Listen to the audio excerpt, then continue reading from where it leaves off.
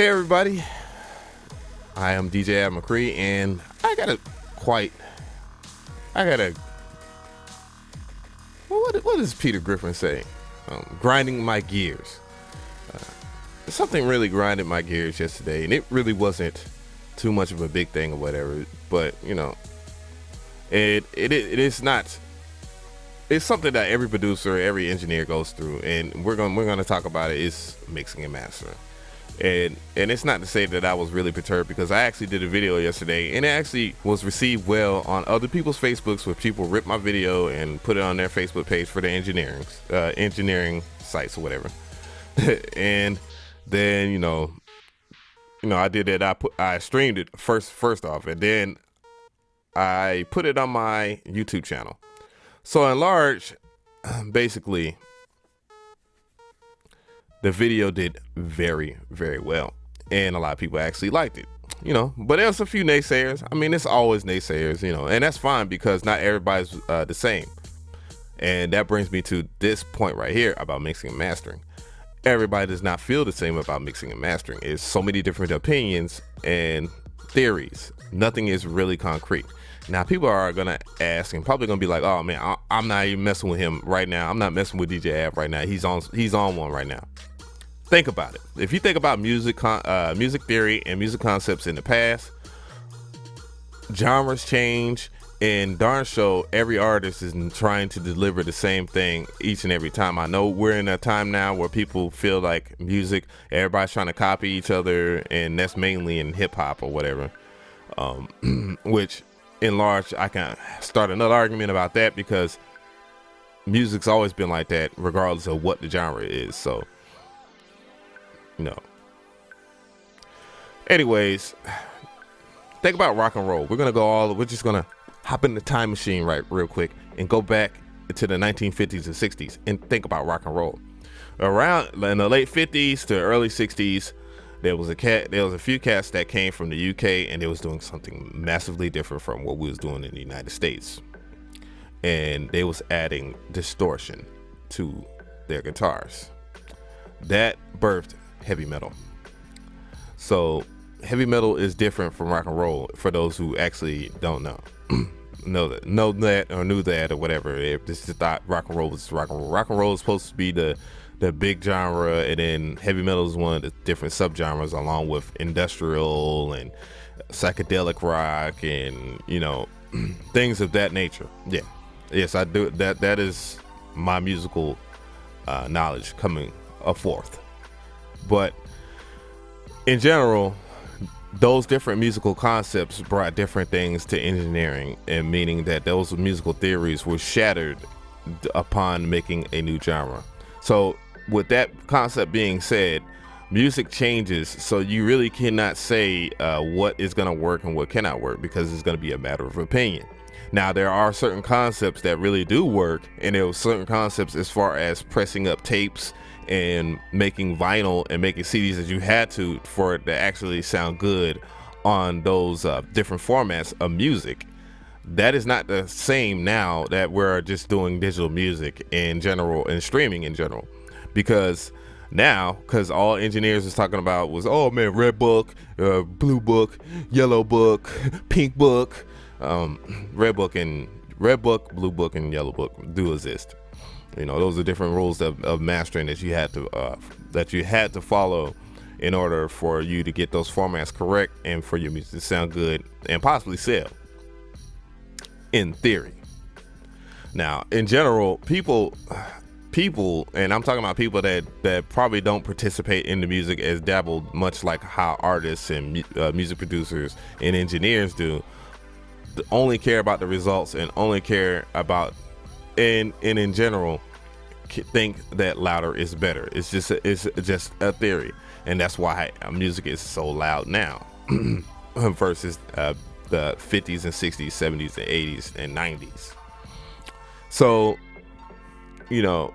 those concepts are being shattered on a daily basis, and most recently, to my knowledge, and to what we're going to talk about right now, is that there was a genre of music called dubstep, which destroys the dynamic range of tracks for the most part.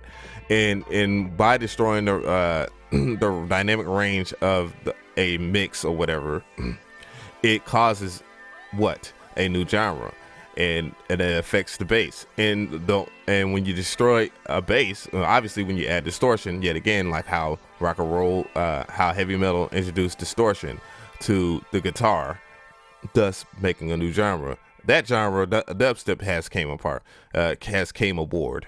So yeah, think about music in that concept, is that you really cannot just say, hey, well, if you do this and that, this is that would be perfect. This is how music's supposed to sound. Rules are meant to be broken regardless in any genre of music. You could do one single thing and that will make you the man or woman, person or whatever you are, dog, cat, whatever.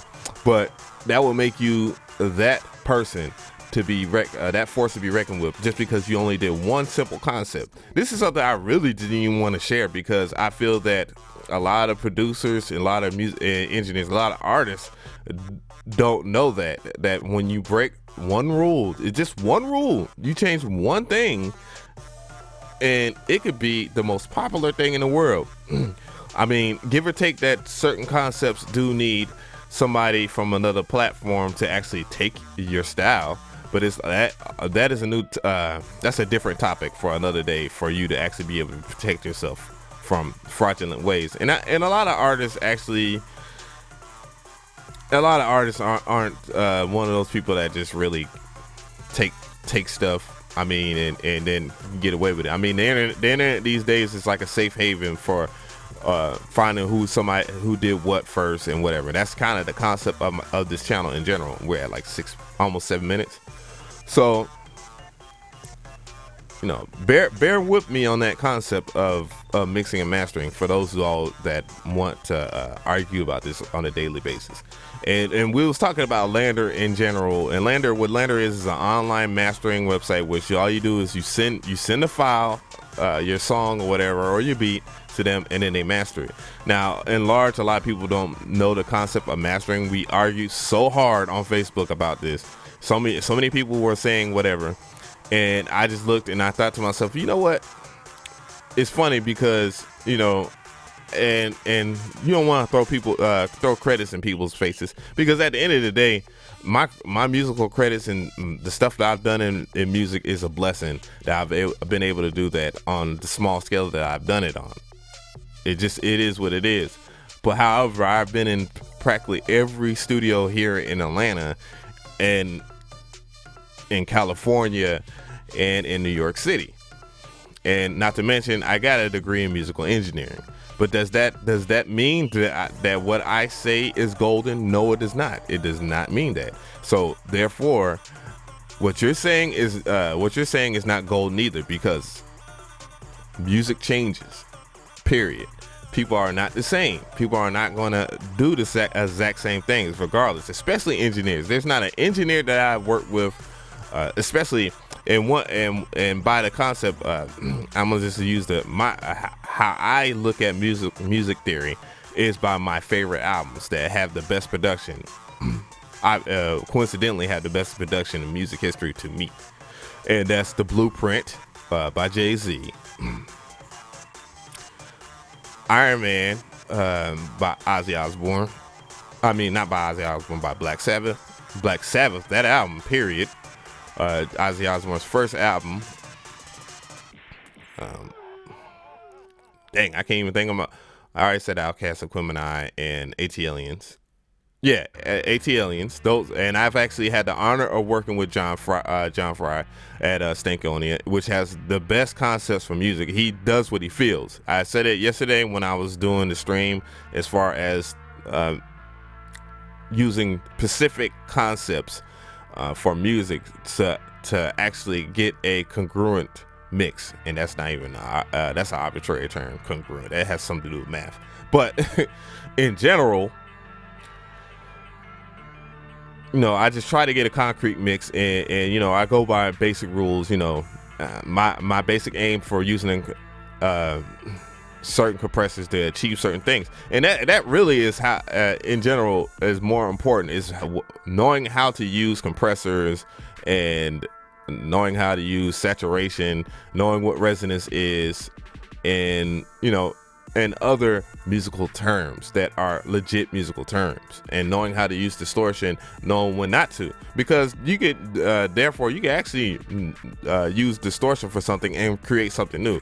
I mean, obviously, because when we talk about the concepts of dubstep, they apply distortion to bass, and it's like, what? Bass is already, if you turn bass up, and if you're turning using the rules of loudness, bass has the most dynamic range out of almost all the other sounds. And one of the reasons why is because square you using sine waves, with sine waves are related to squares. So if you use a square, if you actually use a square wave and you use it on its lowest key possible, and you have your speaker up loud, your speaker will actually blow up, because speakers have a problem translating square waves, for those who don't know that. But anyway, that's something different. Now I'm getting off topic, but just think about those things, and please, let's stop using buzzwords. Stuff like the word warm, that is not a musical term. That is something somebody said to describe something, because warm to me probably won't mean the same thing to another producer, and etc. So don't use that term. What warm means to me is resonance. When you add resonance is when you're using a different parameter on a filter. Which filter? I'm gonna relate that to an EQ. Okay, but a filter in general, has is the concept of a low, mid, and high, because that's a filter. You're filtering out different parts of the frequency. You're taking away, adding. Okay, I'm pretty sure we get it now. But anyways, when you look at that particular concept of warm, and then you're adding resonance, which you're adding a peak on the filter that you're using, either on a line parameter filter, or even just adding a peak with just a traditional knob EQ. But in general, yeah, a lot of people is just talking about just like yeah, you the mastering part, you're actually EQing this and then the third and all that stuff. No, you're not. The one thing I actually learned from actually looking at some and learning from Guru in classes at AIU was the fact that when we was talking about the concept of mixing and mastering, he's the main thing that he focused on, and please believe everybody was in that classroom looking just like, because it's Guru. He's worked with Jay-Z and many other artists, and if you listen to those albums, the albums sound great. But we were sitting there looking, and he was like, it's important that you get everything right in the mix before you send it to the master. The dude that masters that they send it to, Tom, I can't remember his name, and I apologize, but all he's doing, he'll his concept of mastering, all he does is make sure that everything is loud enough, every track is even, and he's adding the compressor after everything has been mixed and is either negative 6 dB or below, or even negative 24 dB. So, in theory, LANDR, and there's a lot of people that have a lot of videos. Seamless R has a video on LANDR, and concept wise, we're talking about Seamless R, which is another guy that has a huge YouTube channel that's way bigger than mine, and and all credits due to him, much respect to him. He knows what he's talking about. Everything that he sent to LANDR sounds very good. So don't knock that company for doing what it's doing, because there's obviously people out there that have different concepts and stuff like that, where it'd be right or wrong, which in general most people were wrong. Engineers have a tendency to be know-it-alls. Include myself sometimes. I have to admit it. We're almost at like 15 minutes, so bear with me. And I want y'all to actually, and I will link y'all out in the description area, we're going to talk about Hans Zimmer. Hans Zimmer is a sensational movie scorer. He's from Germany too. Anyways, he's a sensational movie scorer. One of his best scores, one of his two best scores is Inception and The Dark Knight. Those are incredible incredible movie scores. I will link you to the Dark Knight. Now, if you look at the concept and what he goes by, and he is much bigger than anybody that I've seen arguing on Facebook, for that matter, because he doesn't have the time to be sitting there arguing with people on Facebook. Because you want to know why? Because he's too busy breaking the rules of the usual musical theory to create great music, and he does it very well. And he does so in the Dark Knight's movie score. Now, listen to that movie score. It's sick, it's dope. It don't matter who you are, if you like hip hop or if you like rock and roll. It's a mixture of everything beautiful. It will damn near bring a tear to your eye. How great! I think it's one of my favorite movies too. At that, but anyways, listen to it, because he uses distortion. He uses all kinds of subtle things in music, and it has loudness. Like certain things are even so loud that they do peak on your audio interface or whatever you're using, your EQ, on your mixer or whatever you're using to mix your music. But it's subtle and great. It's so subtle and great that it works very well. And so that's how you should look at the musical theory and mixing and mastering, is that you're going for something, using a concept, and then you're trying to change like one or two rules or something like that to actually bring something new to the table. That's how you should do. You always test the bounds of your music, regardless of what you're doing or what type of trap genre or hip hop, real boom bap, or rock and roll, or heavy metal, industrial, alternative rock, whatever you introduce, because you could darn near just like mix match trap with alternative rock or country music and have something dope, as long as you come with a certain concept, because it's all that matters is the results. And that's basically it. Now, if you like this video, just give it a like. I mean, I'm pretty sure there's gonna be some people that don't agree. It's fine. Well, make sure you check the link in the description box for the Dark Knight soundtrack, because I want everybody to listen to that. If you have any comments, leave some comments. Let's discuss this, because this is a real discussion here. Seriously. And if this is your first video that you have saw of me, check out other videos and subscribe accordingly to how useful these videos are for you. They're all well and organized for you. And this is DJ Ab McCree, and I appreciate you for your time, and I am out. And thank you for all the the new subscribers. I'm at 1,600 subscribers, and it barely took a week. But yeah, that's it. I'm out.